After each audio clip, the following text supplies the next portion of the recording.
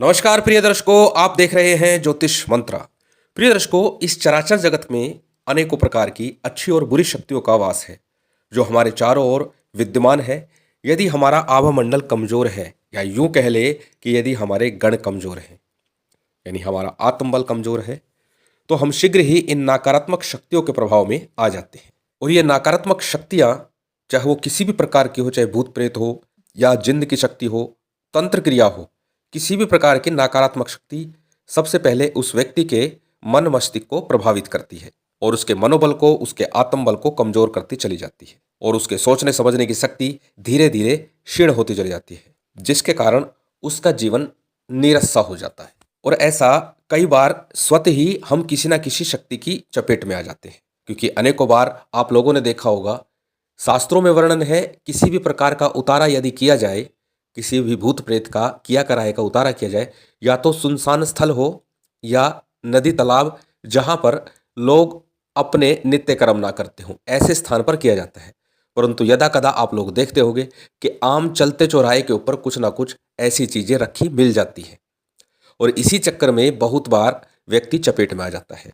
और दूसरा कारण है कि कोई व्यक्ति ईर्ष्यावश, दुश्मनीवश आपके ऊपर किसी प्रकार की तंत्र क्रिया कर दे या करा दे, तब भी आप लोग इस प्रकार की शक्तियों के अधीन हो जाते हैं, इस प्रकार की शक्तियों की चपेट में आ जाते हैं। क्योंकि आज का समय एक कंपटीशन का युग है। प्रत्येक व्यक्ति इस भागम भाग भरी जिंदगी में एक दूसरे से आगे निकलना चाहता है और इसी आगे निकलने की होड़ में कई बार वो अपने प्रतिद्वंदी को पीछे करने के लिए इस प्रकार की गलत चीज़ों का सहारा लेने लगता है। यदि हमारा औरा मंडल कमजोर हो, हमारा आत्मबल कमजोर हो, हमारे गण कमजोर हो, तो हम इन शक्तियों की चपेट में शीघ्र आ जाते हैं। और कई बार ये प्रतिद्वंदिता इस हद तक चली जाती है कि वो दुश्मनी का रूप धारण करके व्यक्ति को बर्बाद करने पर तुल जाती है। आज का वीडियो इसी संदर्भ में है। एक ऐसे मंत्र प्रयोग को मैं देने जा रहा हूँ, मंत्र भी है और साथ में उसके तंत्र एक छोटा सा प्रयोग करना है। और ये प्रयोग निश्चित ही किसी भी प्रकार की नेगेटिव एनर्जी को आपसे दूर कर सकता है, उसका तोड़ कर सकता है। नेगेटिव एनर्जी किसी प्रकार की हो, चाहे वो तंत्र बाधा हो, किया कराया हो, भूत प्रेत हो या किसी भी प्रकार की शक्ति हो, हर प्रकार की नेगेटिविटी को निश्चित ही दूर कर देगा। बहुत ही शक्तिशाली ये तांत्रिक प्रयोग है और कोई भी व्यक्ति इसे कर सकता है। यदि किसी व्यक्ति विशेष के ऊपर है तो भी कर सकता है, पूरे घर परिवार के ऊपर ऐसी प्रक्रिया दिखाई दे रही है तो भी कर सकते हैं। दोनों ही तरह के प्रयोग मैं बताने वाला हूँ। बड़ा ध्यान से इस प्रयोग को आपको करना है। इस प्रयोग को करते समय पूर्ण श्रद्धा और विश्वास माँ भगवती कालिका के चरणों में आपको लगाए रखना है। तो चलिए जान लेते हैं सबसे पहले प्रयोग विधि और सामग्री को, कि क्या सामग्री है और किस प्रकार से प्रयोग करना है। चलिए बात करते हैं सामग्री की। तो सामग्री की बात करें तो इसके लिए आपको लाल या काले वस्त्र पहनने हैं, अन्यथा स्वच्छ साफ वस्त्र जो भी हो वो पहन लेना, परंतु श्रेष्ठ होगा इस प्रयोग के दौरान आपको लाल या काले वस्त्रों का ही प्रयोग श्रेष्ठ रहेगा। दूसरा, माँ भगवती कालिका का एक सौम्य चित्र आपके पास हो। यंत्र यदि रखते हैं तो वो प्राण प्रतिष्ठित हो। साथ ही साथ रुद्राक्ष की या काले हकी की प्राण प्रतिष्ठा युक्त आपको माला लेनी है और प्राण प्रतिष्ठा विधि में डाल चुका हूँ, उसे देखकर अपनी माला को चैतन्य कर सकते हैं, प्राण प्रतिष्ठा युक्त कर सकते हैं। बहुत ही सरल विधि है। वैदिक मंत्रों द्वारा और साबर मंत्रों द्वारा, जो भी आपको उचित लगे, जो भी आपको सरल लगे, उस विधि से आप कर लीजिएगा। इसके साथ चौकी या पट्टा आपके पास हो। तिल तेल का दीपक इस साधना काल में आपको प्रयोग करना है। एक अनार का फल आपको लेना है। इसके साथ आपको एक रुमाल जितना काला रंग का कपड़ा लेना है। एक मुट्ठी काले तिल हो। साथ ही जो देवी पर चढ़ता है वही सिंदूर आपको प्रयोग करना है। थोड़ा सा सिंदूर आपको रखना है। बात करें यदि भोग की, तो लौंग, इलायची और पतासे का भोग नित्य प्रति आपको देना है। इसके अतिरिक्त अन्य किसी प्रकार का भोग देने की आवश्यकता नहीं है।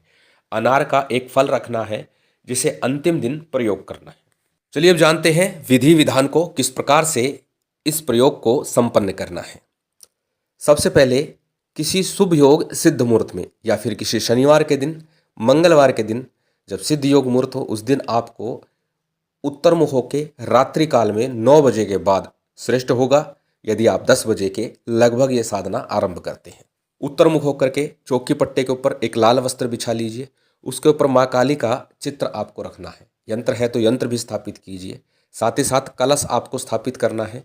कलश के ऊपर पूर्ण पात्र चावल या किसी भी प्रकार का अन्न आपको रखना है। कलश के अंदर एक सुपारी, 1 रुपये का सिक्का, 2 लौंग, 2 इलायची, थोड़े से अक्षत और थोड़े से पुष्प, हल्दी, ये सभी सामग्री आपको कलश में डालनी है। और उसके बाद में उत्तर मुख होके ही आपको आसन पर बैठना है। आसन लाल रंग का हो श्रेष्ठ होगा, अन्यथा ऊन का या कंबल का 2 रंग का कोई भी आसन आप प्रयोग कर सकते हैं। श्रेष्ठ होगा यदि लाल रंग का आसन हो। सबसे पहले शुद्धि आचमन कीजिएगा, हमेशा बोलता हूँ, और शुद्धि आचमन के बाद में दीपक प्रज्वलित कर संकल्प कीजिएगा कि आप किस उद्देश्य से इस मंत्र का प्रयोग कर रहे हैं। तो उद्देश्य एकमात्र होगा इस साधना में कि हमारे घर परिवार पर या मुझ पर किसी भी प्रकार की तंत्र बाधा, भूत प्रेत बाधा या किसी भी प्रकार की नकारात्मक शक्ति का प्रभाव यदि मुझ पर या मेरे घर परिवार पर है तो माँ आपकी कृपा से वो शीघ्र दूर हो जाए, कट जाए, हट जाए। इस प्रकार की प्रार्थना संकल्प के दौरान करनी है। संकल्प में अपना नाम, अपना गोत्र, उस दिन का तिथि वार नक्षत्र और जिस स्थान पर साधना कर रहे हैं उस शहर का, गांव का नाम लिया जाता है और फिर अपना मनोरथ बोला जाता है कि मैं किस उद्देश्य से साधना कर रहा हूँ। इस प्रकार संकल्प लिया। संकल्प के पश्चात में हमेशा की तरह सबसे पहले गणेश जी का, गुरु का, कुलदेव, पितृदेव, स्थान देव का सूक्ष्म रूप से पूजन कीजिएगा। इनके पूजन के बाद में भगवान शिव का थोड़ा सा पूजन अवश्य कीजिएगा। फिर उसके बाद माँ भगवती काली का और भैरव जी का पूजन अनिवार्य रूप से आपको करना ही है। माँ काली और भैरव दोनों का ही पूजन इस साधना में आपको करना होगा। जब संपूर्ण पूजन आप कर लेंगे, पूजन के दौरान जो आपने फल अनार का रखा हुआ है माँ काली को अर्पण कर देना। और उसके बाद एक रुमाल जो मैंने बताया काले रंग का हो वह भी चौकी पर रख दीजिए। 1 मुट्ठी काले तिल वह भी रुमाल के ऊपर रख दीजिए। थोड़ा सा सिंदूर आपको रख लेना है। अब करना क्या है, सिंदूर अभी नहीं डालना, उसके अंदर खाली तिल रखने हैं। अब करना क्या है, पहले 11 माला का आपको जप करना है। मंत्र आपकी स्क्रीन पर है, सरल छोटा सा मंत्र है, तांत्रिक मंत्र है। तांत्रिक मंत्रों के बारे में अनेकों बार बता चुका हूं कि तांत्रिक मंत्र भी शाबर मंत्रों की तरह शीघ्र प्रभावी होते हैं। मंत्र एक बार बोल करके बता देता हूं। मंत्र आपकी स्क्रीन पर है। ओम काली रौद्रिक पालनी भूत बाधा प्रेत बाधा सर्व बाधा निवारणी मम रक्ष रक्ष सिद्धिर गुरु प्रसादेण ओम फट। ये मंत्र है, बड़ा सरल और सिद्ध मंत्र है। जब आप 11 माला का जप करेंगे उससे पूर्व गणेश जी का और गुरु मंत्र का 1-1 माला का जप आपको करना होगा। हमेशा की तरह बोलता आया हूं कि जब भी कोई साधना करे गुरु गणेश की माला मंत्र का जप अवश्य ही करना चाहिए। साथ ही साथ जब ये साधना आप आरंभ करेंगे उस दौरान सुरक्षा चक्र आपको बनाना है। सुरक्षा मंत्र, रक्षा मंत्र मैं दे चुका हूं, उसका लिंक आपको डिस्क्रिप्शन में मिल जाएगा।